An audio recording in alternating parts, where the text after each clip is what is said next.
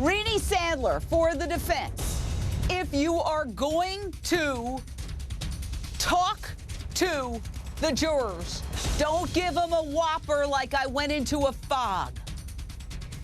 Look, that's why you have experts. And in this case, there were several experts, and you'll see more on Sir Rebuttal. But a big blunder in this case came from the state's own expert, where she wanted very, very hard, Dr. DeMart, not to give the defense anything, but conceded on cross-examination that one of the testing scores was so high that it could be consistent with PTSD, which fits right into the defense. So big blunder in this case was the state's own expert. We are so happy and delighted to have with us famed victims' rights attorney Gloria Allred.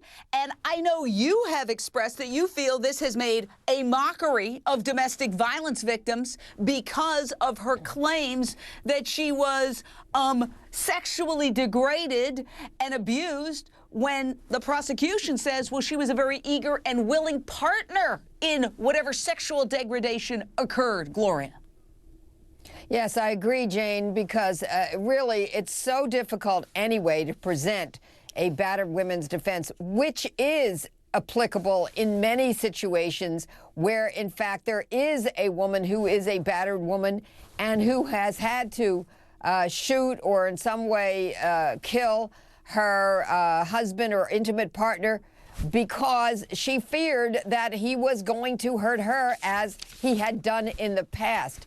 Here, it does make a mockery of it, and I think it's very upsetting to many women who are battered women to have it used in this way because it dilutes their ability to be believed in the future cases. So in terms of blunders, was the sex card a blunder for the defense? Was the sex card a blunder for the prosecution? They both played their own versions of the sex tape.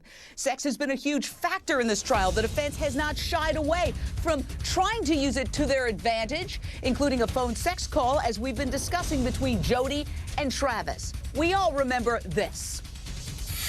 I want to give you shit. What's that? What's a Like a little right, just like a quarter inch inside your. I mean, it could be like legitimate porn.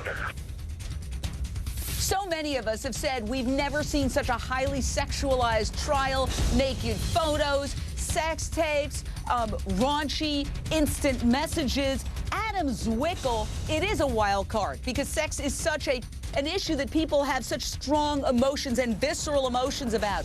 But could playing the sex tape ultimately have been a bad idea for the defense?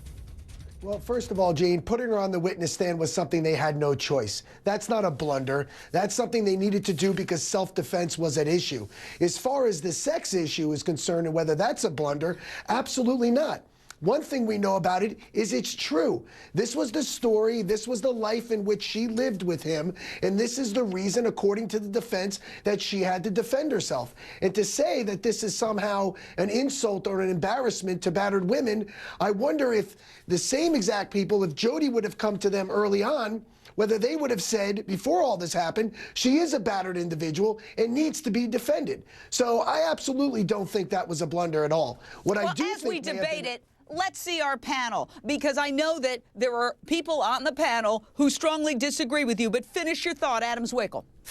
Well, the one thing I was going to agree with that you earlier, the individual who spoke, was that the expert for the prosecution really was an inexperienced expert. They walked right into the hands of the defense when they put forth these high scores in this concept that she could be suffering, not only for the self-defense issue, but especially as it plays out to whether or not she can be convicted and then put to death.